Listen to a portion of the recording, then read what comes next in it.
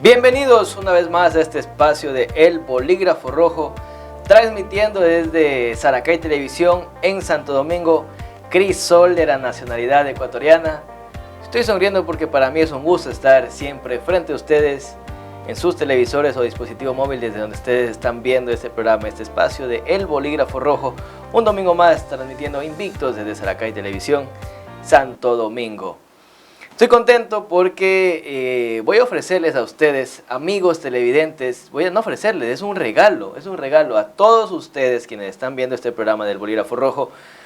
Óigame bien, todos, no me pregunten cómo, pero todos, usted que está viendo este programa, solo por estar viendo este programa, ya se ganó un pase día a la playa, un pase día para pasar en la playa, cualquier día menos feriados, porque ese es el convenio que tengo, porque no me van a dejar meter gente cuando el hotel ya está lleno.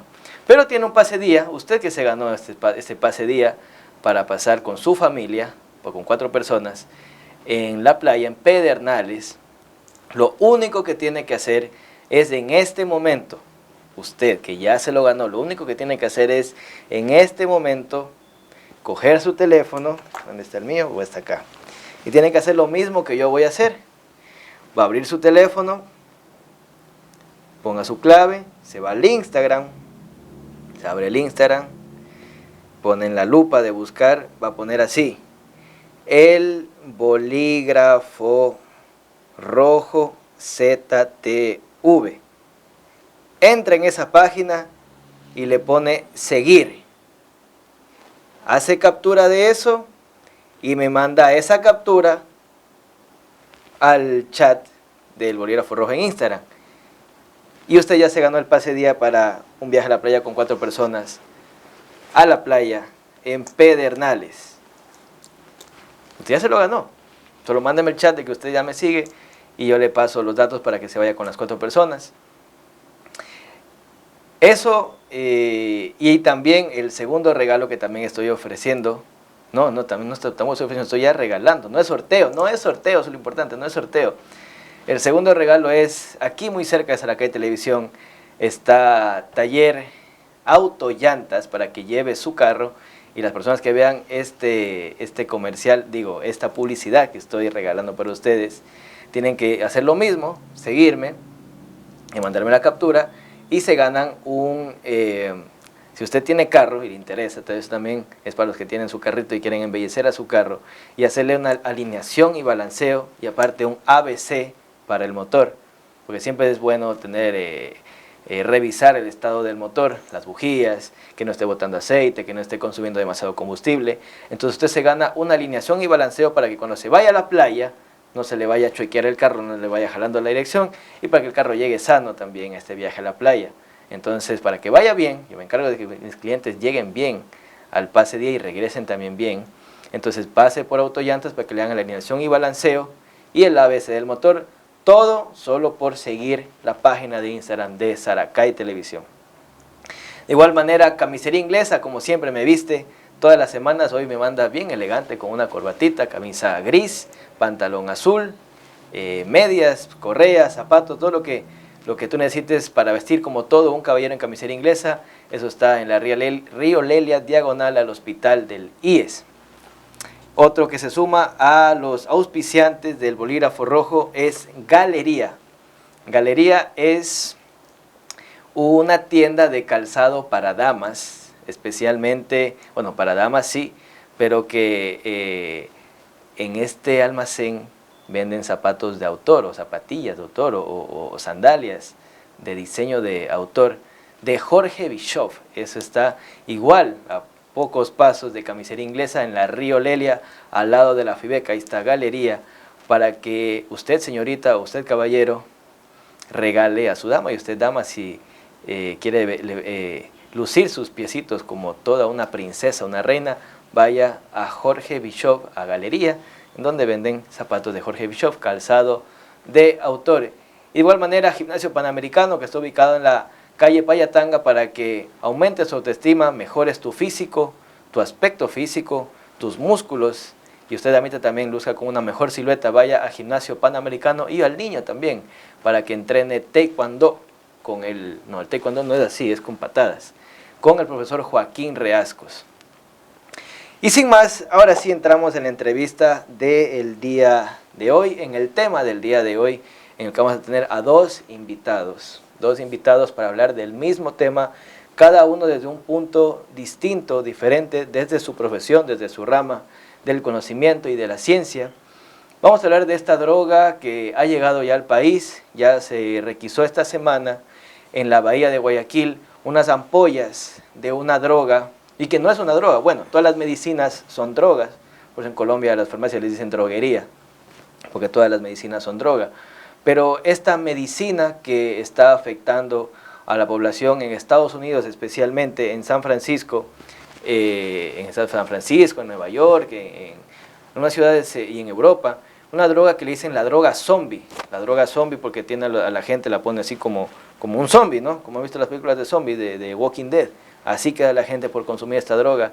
Entonces ya encontraron estas ampollas en la bahía de Guayaquil y se han visto ya algunas personas en Guayaquil que también están ya con los mismos síntomas de esta gente consumidora de Estados Unidos y de Europa. Entonces ya llegó al Ecuador esta droga.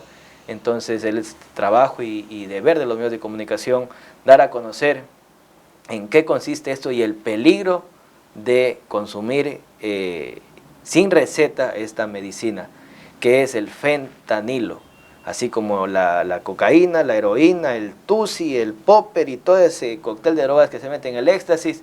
Son drogas que afectan al sistema nervioso, afectan al cerebro, afectan a tu vida, afectan a tu familia, afectan a tu desempeño. Entonces, estamos aquí con el doctor Estenio Pinargote, bien conocido porque también ha estado en muchos espacios de este canal, de Saracay Televisión, en el programa Buena Salud especialmente. Ha venido cuantas veces y por eso tengo la cercanía con él, invitado para hablar sobre ese tema del fentanilo. Y él, como neurólogo, nos va a dar a conocer cómo funciona esta droga en el cuerpo y para qué sirve originalmente, porque originalmente no es para drogarse, esto es una medicina. Entonces, bienvenido doctor Estenio, perdón por hacerlo esperar tanto en esta introducción bastante larga, pero es necesario para dar a conocer el tema del día de hoy.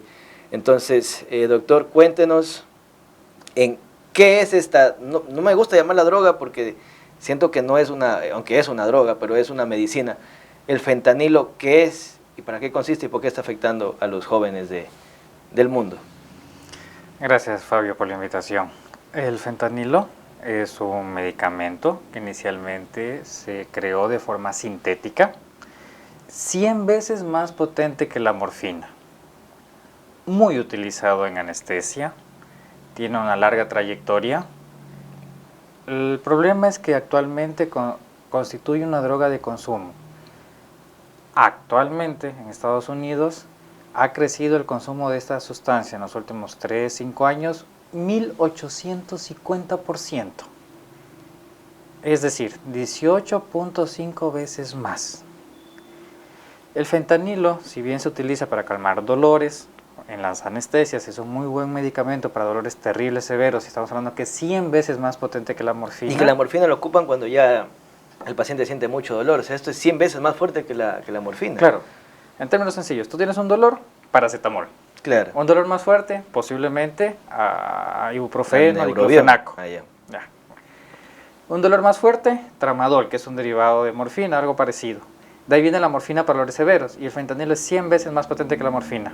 Pero entonces la morfina, el fentanilo se lo ocupa cuando el paciente, o sea, si la morfina ya se lo ocupa cuando el paciente tiene dolores muy fuertes, está hospitalizado, entonces el fentanilo se lo ocupa ¿en qué circunstancias? Cuando ya el paciente está, o sea, ¿en qué grado de dolor? ¿En qué casos, por ejemplo? Habitualmente solo para anestesia, o dolores muy terribles, pero bajo la vigilancia estricta de un médico. El médico tiene que estar ahí el rato que se administra. ¿Por qué se produce la droga? A corto plazo, este medicamento produce mucha gratificación, recompensa, una felicidad increíble, se libera dopamina, etcétera, algo parecido a lo que ocurre con cocaína, con morfina, etcétera, a corto plazo. Y a largo plazo hay un alto riesgo de que el paciente se vuelva dependiente, adicto a este fármaco. Pero, ¿cómo afecta esto en el cerebro? Y si es que podemos ser un poco más minuciosos, yo no sé de términos, pero quisiera que usted nos aclare y nos explique esto. ¿Qué hace en el cerebro que conecta una neurona con otra, o qué no conecta, o qué? Eso es lo que quisiera saber más a fondo. Excelente pregunta. Actúa sobre algunos receptores, receptores Mu, receptores de morfina, específicamente receptores Mu, que es como por decir la casita donde solamente entra esa sustancia. Esto tiene ciertos puntos donde va a actuar más. El cerebro se divide, por decir de una manera sencilla, tronco, encéfalo, cerebelo. Una parte del tronco, la superior, se llama mesencéfalo. En el techo del mesencéfalo hay un núcleo, bueno, varios núcleos. Y a través de esta zona se proyecta al resto del cerebro, igual que en el lóbulo temporal, liberando dopamina por un lado, serotonina por otro lado, etcétera. Que esas son las drogas que siempre dicen que causan placer o gratificación. Sí, son no más que drogas, son hormonas, o ¿no son hormonas? Estas sustancias son neurotransmisores, Okay, que se encargan de la felicidad, o de la gratificación, o de recompensa. Y al liberarse otras zonas del cerebro, el paciente siente alivio del dolor, siente felicidad, gratificación, pero a largo plazo produce que la persona cambie su conducta, se vuelva rígido. Cuando no la tienen No, a largo plazo es prácticamente como que si alguien se hubiera caído de 3-5 pisos con la frente contra el suelo. Toda la parte frontal que se encarga de la conducta, planificación, etcétera, etcétera, falla. Es como si te hubiera dado una infección en el cerebro o una inflamación en el cerebro. Es más, a nivel molecular, esta droga produce, cuando el paciente está adicto o cuando suspende o cuando lo usa mal, produce una inflamación igual que una infección. Al cerebro. Al cerebro. Tomando, abusando o suspendiéndola. O sea, para que tengan una idea de cómo daña el cerebro. Y la parte frontal y un poco los temporales son las más afectadas, causando importantes cambios en la conducta. Entonces duele, pero dicen que el cerebro no duele. El cerebro no duele. Entonces no del cerebro, que duele, ¿qué? ¿De afuera o todo el cuerpo? No, no estamos hablando de dolor. Ah, ya. Estamos hablando de inflamación. Ok. No toda inflamación o liberación de sustancias inflamatorias va a producir dolor. Al decir que es 100 veces más potente que la morfina, lo que hace el fentanilo es dejarte sin dolor. Por eso es tan adictiva, y el paciente obviamente, por eso que te digo que afecta la parte temporal, frontal de la conducta y todo, es esa conducta que dice que son los zombies. Ya, pero si no, o sea, el dolor que sienten es en todo el cuerpo, pero no es porque les duele el cerebro, es porque me imagino que si dejan de sentir esta gratificación, lo que veía también en otra entrevista, para aprender un poco de esto, para llegar a esa entrevista no tan ignorante, veía que la persona siente tanto placer que cuando ya pasa el efecto, solo con rozarse la piel aquí en la silla, digamos, ya siente dolor, un dolor extremo, y por eso es que tiene que volver a consumir. Sí, cuando están habituados, sí. Cuando están habituados, sí, esto ocurre. Lamentablemente, cuando yo era estudiante, conocí un doctor, anestesiólogo, una doctora en Quito, que abusaban de estos medicamentos. ¿Con los pacientes o ellos? Ellos administraban muchísimo. ¿Administraban a los pacientes o ellos se administraban a ellos? Ellos administraban a sí mismos. A ellos, ok. Al punto que terminaban perdiendo familia, trabajos y obviamente denuncias y problemas laborales importantes. O sea, para que tengas una idea de que estando ahí en las salas de los quirófanos se robaban los medicamentos para ellos administrarse. O sea, para que tengas una idea de a qué punto llega esto. Como siempre dicen, no hay que ni siquiera probar, porque todo drogadicto o recuperado dice que la droga, siempre te ofrecen, no, prueba. Y todo el que empezó en esto y terminó mal, luego se recuperó, dicen y sugieren, aconsejan que nunca ni siquiera se la pruebe. Y este caso asusta porque la gente se la ve, como hemos visto en imágenes, que parecen zombies. ¿Por qué por qué el cuerpo toma este aspecto así como tieso, como que se ponen duros los músculos? ¿Qué es lo que produce, por qué hace que el cerebro ordene o mantenga los músculos así? En la parte del tronco y de los núcleos que se liberan a otras regiones, como el frontal o el temporal, se encarga de las emociones, movimientos, conductas, límites, etc. Va a inhibir el hambre, va a inhibir el dolor, te va a poner feliz y va a hacer que tu cerebro trabaje de una forma muy, muy diferente a la que habitualmente con raciocinio y lógica lo debes hacer. Y al estar un poco sedado y todo, el paciente no es consciente de cómo están sus movimientos. Eso. Y también se dice que lo mezclan con otras drogas. Sí, solo 40% es libre. El 60% de cosas que suelen consumir viene mezclado con crispy, que es una marihuana sintética, cocaína sintética de colores, etc. Yeah.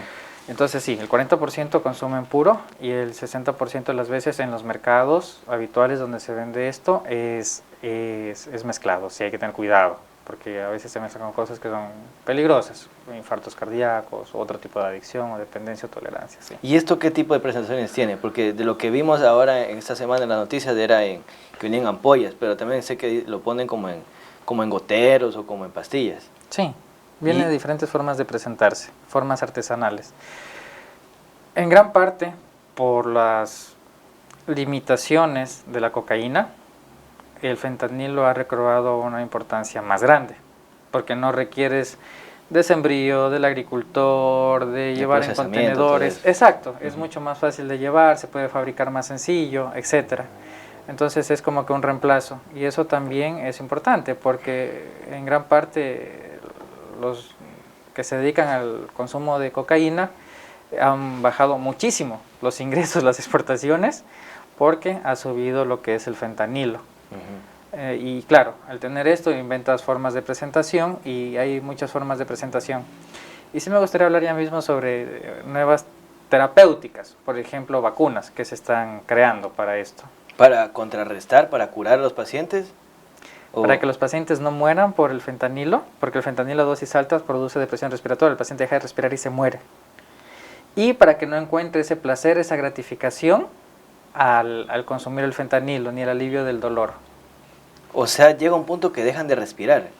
Claro, claro, por supuesto. Por sobredosis. Sí, inclusive algunos de los textos antiguos le confundían o le decían muerte dulce. Porque te ponías eso y quedabas dormido y no sufrías nada y te suicidabas. Porque afecta el núcleo de la respiración. Afecta la parte del cerebro que se encarga de que ordena que respires. Que se y no sientes que te falte el aire, el exceso.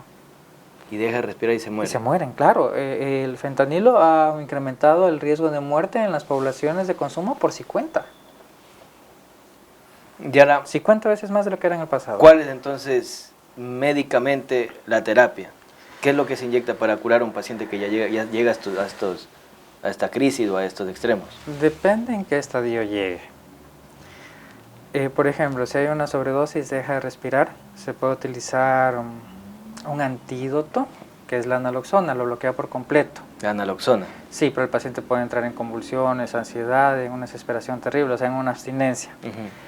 Si el paciente no llega en condiciones tan críticas, por ejemplo, se puede utilizar medicamentos que actúen similar al fentanilo, pero mucho menos potentes, derivados de la morfina también, buprenorfina, ¿O se puede administrar el mismo fentanilo pero en más bajas dosis o no?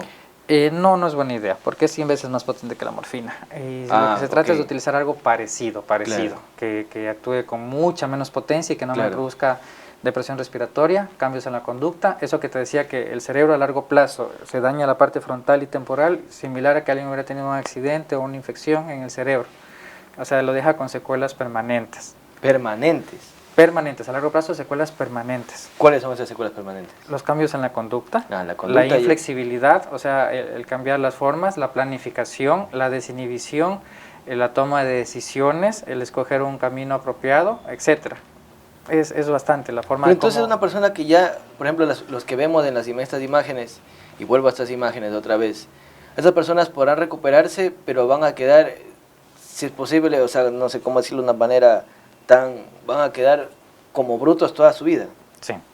Toda su vida. Sí. Entonces, ¿para qué van a seguir? A largo plazo. ¿Para qué van a seguir? Unas que se recuperen, ¿para qué sí podrán servir? ¿Qué actividades menores nomás?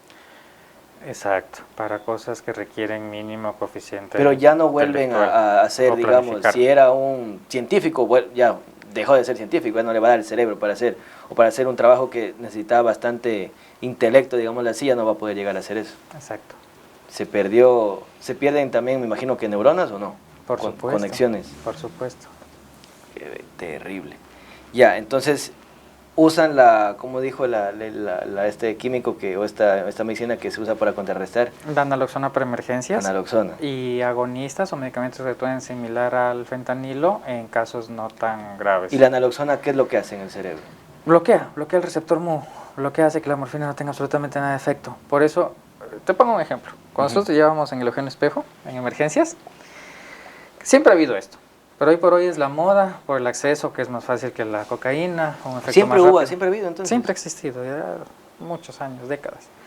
Nosotros llegábamos pacientes a emergencias, entonces le decíamos, a ver, no sabíamos de qué estaba intoxicado, porque estaba mal. ¿Pero llegaba como blanco o...? Como tú dices, como zombie, y con mucha dificultad respiratoria, y a veces con cierta agitación, así. Entonces, para que tengas una idea, llegaba un paciente a emergencia y tú le decías, bueno, parece que está muy mal, vamos a ponerle naloxona. El paciente se sentaba, lloraba y suplicaba que no le pongan el antídoto, porque sabía que iba a entrar en una abstinencia terrible. Pero la persona en ese momento está consciente, ¿se acuerda? Claro, sí. Dependiendo qué tan afectado esté, qué tanta dosis tenga de fentanilo, o cómo se funciona el riñón, etcétera, para ver qué tanta carga de droga tenga. Sí, pero el paciente sabe que el antídoto es la naloxona y que el rato que le pone, a los 30 minutos empieza con una abstinencia espantosa. ¿Y cómo es abstinencia? Igual que la coca.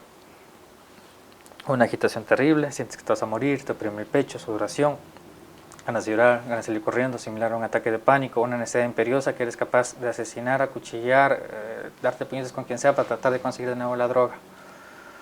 ¿Autoflagelarse tal vez? No, no tanto. No, la abstinencia va más por otro lado. O sea, tratar de conseguir, y lanzarse por la ventana o... Lo que sea necesario. Incluyendo vida de otras personas. Con tal de conseguirla. Y en estos casos ya lo encerraban o le ponían el antídoto y de ahí empezaba a sufrir, a doler. Y lo encerraban en una habitación solito, ¿o cómo lo trataban ahí? Claro. O le llevaban a otro centro de psiquiátrico. Exacto, al área de psiquiatría, al área de adicciones de psiquiatría, a un cuarto especial donde sabemos que no se puede hacer daño, no se puede escapar, fugar, etcétera. ¿Y qué tiempo dura eso? ¿Qué tiempo queda el tipo, la señorita encerrada ahí? Depende, porque por ejemplo hay mujeres embarazadas. ¿Mujeres embarazadas llegaban con eso? Que toca tenerlas durante meses en el hospital o en centros de convenio que tenía el hospital. Entonces esa no la podías mandar a la calle porque el niño va a salir con abstinencia y con problemas intelectuales en el cerebro. Entonces depende del caso. Otros casos que no están tan afectados pues quedan semanas. Habitualmente la hospitalización eran cortas, 15 días, un mes, así, pero dependiendo del caso. Por ejemplo, había gente que estaba muy desnutrida, demasiado desnutrida, entonces tenías que, aparte de controlar la adicción, empezar a superar la anemia, a ganar masa magra, músculo, etcétera. Entonces depende del caso. Es que no es solamente el hecho que lleguen con la adicción, sino ya esto ya viene arrastrando otras cosas, como tú dices. O sea, están como zombies, dejan de comer, están desnutridos, a veces llegan lastimados, cortados por peleas, por tratar de conseguir droga, por tratar de robar, etcétera, etcétera. A veces por conseguir drogas se prostituían, hombres, mujeres, jóvenes, terminaban con SIDA, papiloma, VIH. Entonces no es que todos llegan con corbata, que solo consumo esto, con músculo, en buenas condiciones, no.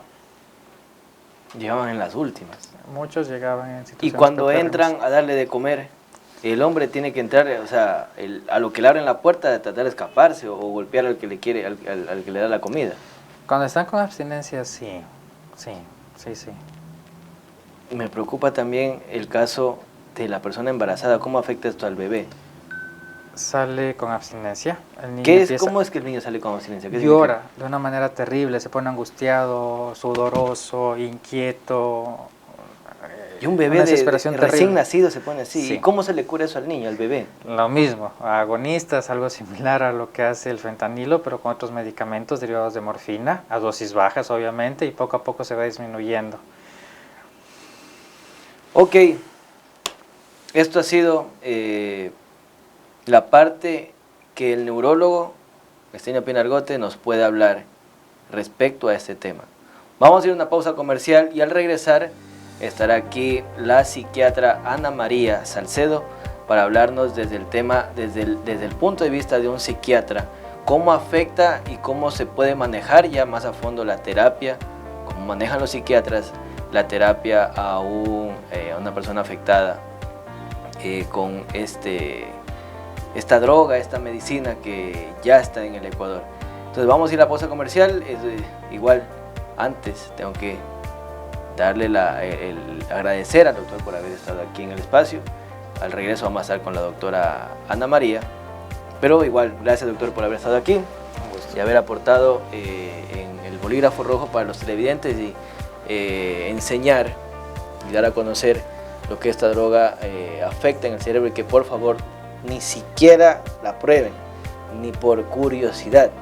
Ya vemos cómo esto afecta al cerebro y a la sociedad. Es de tenerle terror. Entonces vamos a la pausa comercial y regresamos. Regresamos de la pausa comercial. Ahora, en el segundo bloque de este programa, estoy con una psiquiatra.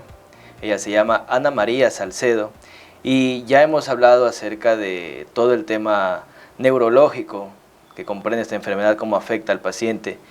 Pero ahora vamos a hablar basado en el tema psiquiátrico. Entonces, doctora, para no abarcar más tiempo, quiero que analicemos también este tema desde su campo de vista, desde su profesión, y cómo, primero, ¿qué es este fentanilo? Porque ya el doctor neurólogo Stenio lo dice, pero desde el punto de vista suyo, ¿cómo afecta o cómo se da, cómo el junte de estas dos? Porque son varias drogas, no sé, el fentanilo, pero juntado a otro tipo de medicina. Entonces empecemos por ahí, doctora, un gusto tenerla aquí en nuestro espacio. Un gusto, Fabio, para mí también, un gusto con todos ustedes. En realidad, primero tenemos que saber que el fentanilo es un medicamento opiáceo, que es un derivado del opio que está utilizado normalmente para el consumo, o el uso, más bien dicho, para el dolor. Y es un uso médico que viene desde hace muchos años atrás. La diferencia es que en las últimas, tal vez desde el 2017, hemos venido viendo una ola del abuso de este medicamento debido a la forma ilícita. O sea, la forma lícita es la, por ejemplo, que utilizamos en ampollas, parches o tabletas, que se lo utiliza para el dolor, dolor crónico, dolor en pacientes, por ejemplo, oncológicos, ¿sí? Que ya no pueden con la morfina. Ya la morfina hicieron tal vez su dependencia y necesitan un medicamento más fuerte para calmar este dolor. ¿Ok? El uso ilícito de o la creación del fentanilo ilícito hace igual que el paciente o la persona que lo consuma llegue a tener una gran tolerancia, dependencia, y por lo general lo mezclan o lo combinan con otras sustancias como va a ser heroína, cocaína, metanfetaminas, y por ende su plus es que si lo mezclas con estas drogas va a ser más económico y los efectos van a ser más rápidos pero más cortos. A ver, si es que lo mezclo con estos, con heroína, cocaína, metanfetanilo, se hace más económico. ¿Por qué? Porque pongo menos sustancia de heroína, okay. Sí. Y le pongo más fentanilo. Ya, sí. Entonces se abarata, porque la heroína es muy costosa. Y en el tiempo de... Y el tiempo de acción es más corto, porque sabemos que el fentanilo actúa muy rápido, ¿sí? Aproximadamente de 5 a 10 minutos ya tienes una reacción, ya tienes un efecto en el cuerpo. Y te dura aproximadamente 2 horas. Es en el tiempo de reacción, entonces. Exacto. O sea, es inmediato. Con la heroína, cocaína lo captan de una. Exacto. Entra de una. Entonces tienes un plus, o sea, es como que más rápido llegas a tener un efecto. ¿Qué es lo que pasa? Que no es solamente el abuso, o sea, hay una alteración de neurotransmisores en tu cerebro, sobre todo en la parte de tu corteza prefrontal, la parte límbica, ¿sí? El efecto de la dopamina, por eso es que actúa y es tan placentero. Entonces, al combinar heroína más fentanilo y actúa, por ejemplo, en corteza prefrontal, que es el control de impulso y control de emociones, me causa placer y me gusta. El problema es que el fentanilo crea tolerancia. Con el tiempo necesitas mayor cantidad para tener el mismo efecto. Pero no es así en todas las drogas, en marihuana, cocaína, siempre sí es, claro, normalmente llegas a tener una tolerancia. Inclusive hasta con las benzodiazepinas que utilizamos nosotros como médicos psiquiatras. ¿Con el alcohol no es igual? Con el alcohol creo que es al revés, ¿o no? No, igual llegas cada a tener vez que mayor alguien tolerancia. toma, creo que si es que eres más alcohólico... Pero consumes consumes menos cantidad, pero en mayor tiempo. Okay. O sea, ya no necesito un fin de semana, sino lo hago todos los días, claro. Pero es en pequeñas cantidades. Entonces ya voy creando esa tolerancia a la sustancia. Ya. Esa es la base realmente de las adicciones, por eso se vuelve tan adictivo, por el efecto placer. Pero ¿y qué pasa cuando, o sea, cómo se desintoxica una persona que ya, porque lo que he escuchado es que esta droga es, o sea, uno se engancha muy fácil, o sea, y se enganchan de largo porque de la primera vez que prueban ya sienten un placer extremo, y si es que no lo tienen en el cuerpo, sienten incluso hasta dolor, solo con que se roce la piel en algo. Exacto, porque ¿qué es lo que pasa? Que este tipo de medicamentos te da, al suspenderlo de manera brusca, tienes un síndrome de abstinencia mucho más fuerte. Y dentro de este síndrome de abstinencia viene dolores musculares intensos, ¿sí? Taquicardia, sudoración extrema, puedes acompañarlo de náuseas, vómitos, diarreas, deshidrataciones, ¿sí? Que inclusive puede llegar al coma. ¿Pero eso por qué se da? ¿Porque el cerebro se comporta así o hace que el cuerpo se comporte así porque pide que le den más? Claro, y tú no le estás dando la sustancia, uno, otro. Como es un receptor opioide, ¿sí? Estos actúan en los receptores opioides, sobre todo en el tipo mu, ¿sí? En el tipo mu, que está por lo general en la parte de músculo liso. Por ende es la característica de que, por eso se le dice droga zombie, porque ingieres y como va directamente al sistema nervioso central y al músculo liso, tienen las características de las contracturas musculares. Así que sí. Exacto, y se quedan totalmente rígidos, porque hay una rigidez muscular importante, ¿sí? Entonces es por eso, la característica del medicamento normalmente da esto, ¿sí? Y al abuso, entonces ya lo creas tolerancia, ya tu cuerpo te pide. Entonces hay un craving, que es el deseo de querer consumir. Entonces cuando tú no le das a tu cuerpo esa droga, tu cuerpo te pide, y ahí viene en cambio la descompensación. Entonces puedes cursar con ansiedad, angustia, desesperación, sudoración, dolores musculares, la parte física también se ve afectada, taquicardia, sudoración profusa, deshidrataciones. Inclusive hay pacientes que se ha visto que vienen alteraciones cardíacas, llegan a un coma y fallecen. El problema de esta droga es que como es tan económica, está últimamente muy accesible, no hay un buen control. La mezclan y cuando la mezclan no te están diciendo tiene 2 miligramos de fentanilo, 10 de heroína. Tú no sabes lo que le ponen. No sabes qué cantidad le están poniendo del uno y del otro. Y ahí vienen las sobredosis. La sobredosis te da depresión del sistema nervioso central y la muerte. Ya, digamos que yo consumí la primera vez, probé, me dieron de probar en esto los porcentajes que haya sido de heroína y el otro porcentaje de fentanilo. Lo consumo, yo siendo un chico de 13 años, pongámoslo un poco más, 16 años, 18 años, me lo dieron en el barrio, algún sinvergüenza me la dio, yo la probé, el efecto inmediato, ya voy a sentir esta relajación. En ese momento, después de que se me pase el efecto, ya voy a tener sentir la necesidad de que quiero consumir otra vez, o eso se da ya con el uso constante. O sea, después de eso ya voy a sentir todos estos dolores y que la voy a querer consumir de nuevo, ¿o no? No, por lo general no. Necesitas tener ya también un patrón de consumo. Por ejemplo, ya consumiste una vez, pero ya lo consumiste una vez y dijiste, claro, esto me gustó. Entonces, hagámoslo una segunda vez, hagámoslo una tercera vez, y vas incrementando tu consumo. Ya, solo los fines de semana, pero ya tu cuerpo te comienza a programar a que los fines de semana tienes que consumir esta droga.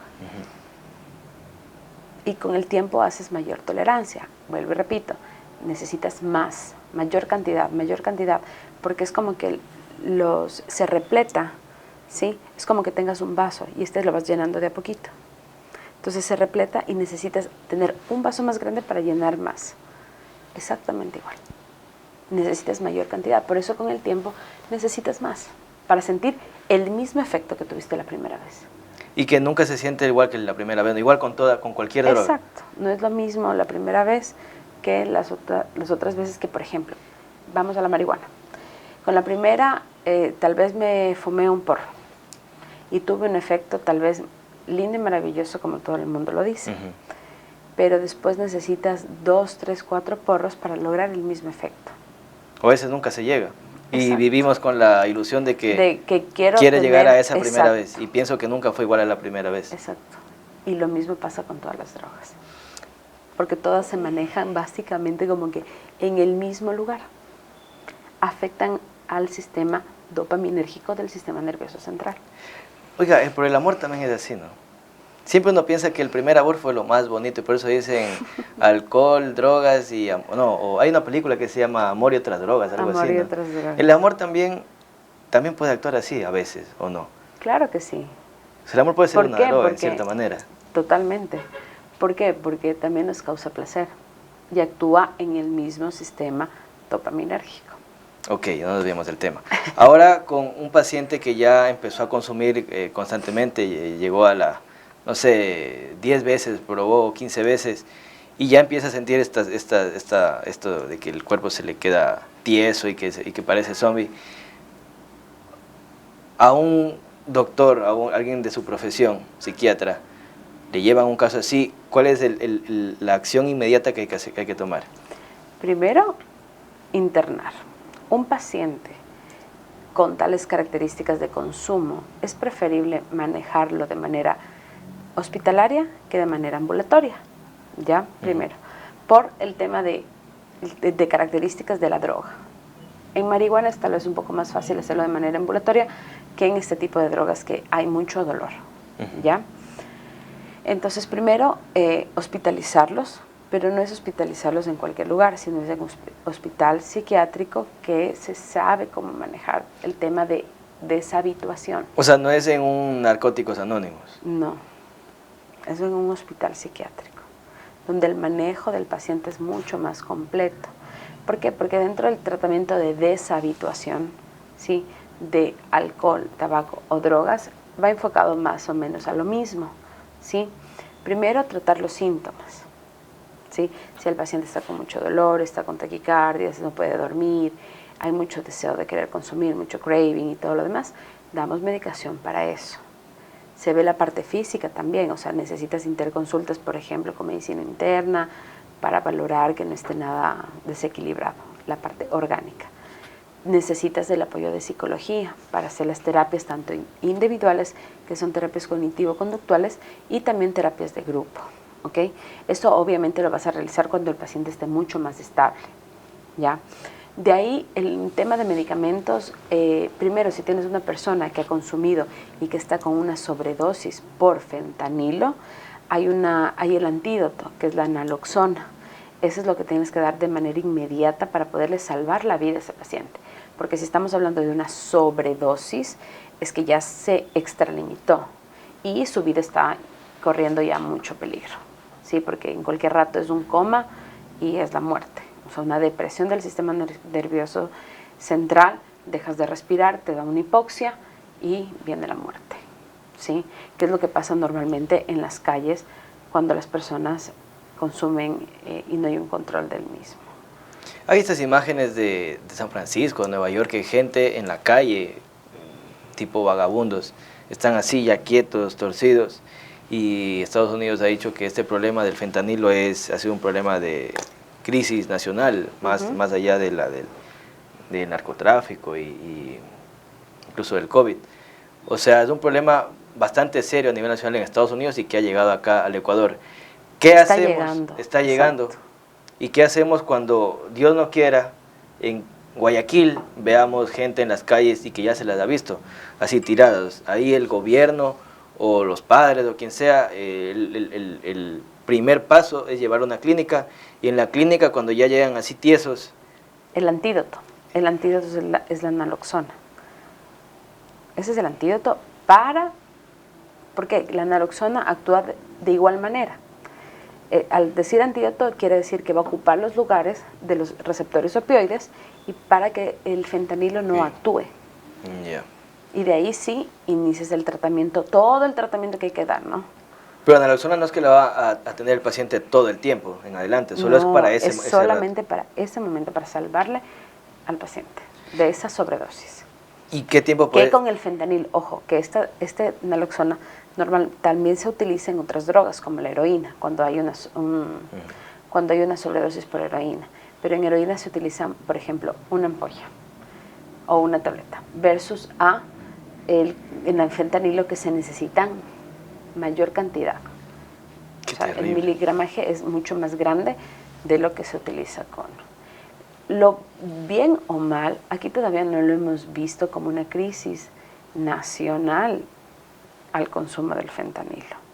A diferencia de Estados Unidos, obviamente en todo lo que hemos visto, inclusive está por redes, en España, en Europa también ya lo están utilizando. Se vio y se estaba leyendo las noticias que en Colombia también ya comenzaron con el abuso de y recién la semana anterior, creo que fue en esta semana, que hubo noticias que estaban vendiendo en la bahía de Guayaquil. Exacto, el fentanilo, pero era el fentanilo de uso médico, o sea, las ampollitas que utilizamos para el tema de dolor, para el tema de dolor posquirúrgico, dolor ya tipo oncológico. Ya, pero ¿y ese cuál es la diferencia con el que se está consumiendo ahora? O sea, no es que hay diferencia, es la presentación, exacto, porque el de acá es en ampollas, entonces tienes que inyectarte, versus al otro, que por lo general lo utilizas hay unos que utilizan como gotas, inclusive que se ponen en papelitos, para poderlo, como que si fueran dulces, o hay en tabletas, o en polvo. Por eso lo mezclan con heroína, por eso lo mezclan con la cocaína. Terrible. Entonces son las combinaciones las que nos hacen más daño todavía. Una persona que ya pasó por este proceso, estuvo en la clínica, ¿qué tiempo va a durar su recuperación? Si llegó a esta etapa en la que estaba casi en coma, ¿cuánto tiempo va a estar en recuperación en la clínica? Dependiendo de cada paciente. La reacción que yo pueda tener o la conciencia de enfermedad que yo pueda lograr ya depende, y en realidad es de manera individual, que va por lo general de 3 a 6 meses y se podría alargar inclusive hasta 1 año, pero va a depender mucho de la conciencia que yo tenga.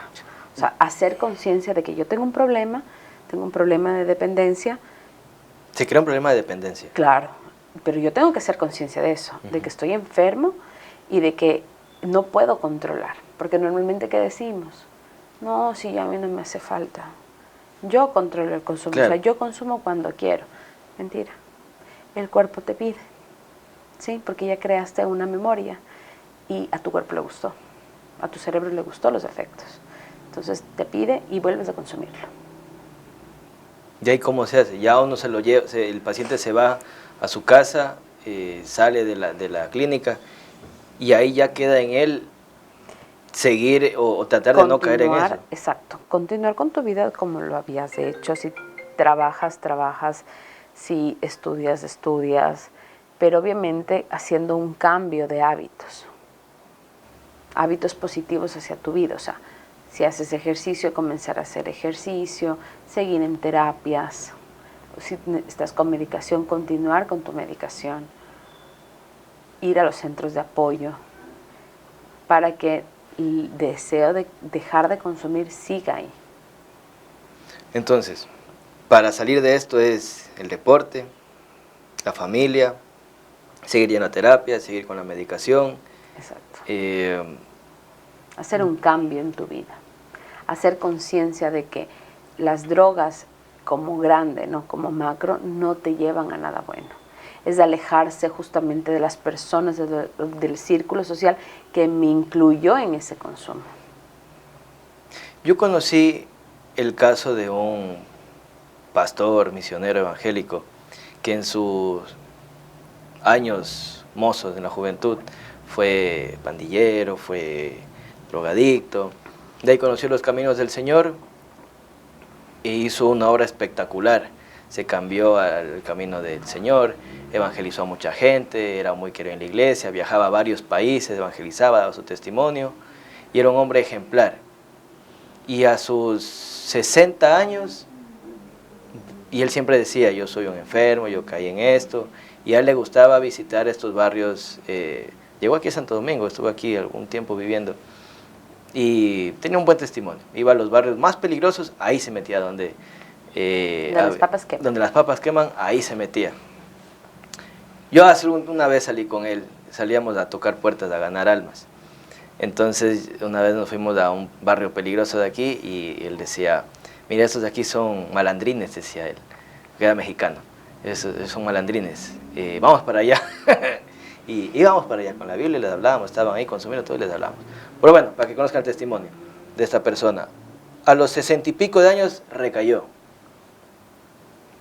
Y me parecía increíble como una persona que había hecho tanto por la obra de Dios, había cambiado su vida, a los 60 y pico de años volvió a recaer. Entonces eso nos da a entender de que uno queda, y lo que él decía, yo estoy enfermo de por vida. ¿Cómo se explica esto? ¿Por qué después de tantos años la persona puede volver a recaer cuando ya se supone que cambió su vida? Tal vez tuvo algún problema, algún factor de riesgo, un disipante, o sea, era como una dinamita, por decirlo así, que estaba solamente la mechita un poquito apagada y se podía prender en cualquier momento. Pero eso pasa entonces con cualquier adicto. Con cualquier persona. Todos los adictos son así, tienen la mechita ahí encendida. Todas las personas somos así. Si nosotros, por ejemplo, tenemos una vida de disfunción familiar o nos criamos en un círculo de violencia, donde el consumo de alcohol, de drogas es común, mis hijos van a normalizar esto de aquí y ellos consumirán. Que de los 10, uno no consuma porque se dio cuenta del daño social que tienes, porque las drogas es un problema social. En cualquier momento estás libre, pasas 40 años libre de drogas, pero tuviste un problema, una dificultad muy grande que no la pudiste manejar, tu primer pensamiento va a ser, voy a consumir. No cómo lo voy a solucionar, sino quiero consumir. Porque cuando consumía, tenía las ideas más claras o podía solucionarlo mejor. Y recaes. Y falleció este pastor después. Recayó, estuvo un tiempo con una enfermedad grave y luego falleció. Pero así es la vida y por eso es que hay que mantenerse alejado de las drogas. Lejos, lejos, lejos de las drogas. Todo lo que también nos decían en la iglesia, el pastor decía, él mismo decía, que nunca, ni siquiera hay que probarla. La gente piensa que por curiosidad, la juventud piensa que curiosidad, voy a probar para ver qué tal. Voy a probar. Y todas las personas que han arruinado su vida empezaron así, probándola. Así que no dar chance ni siquiera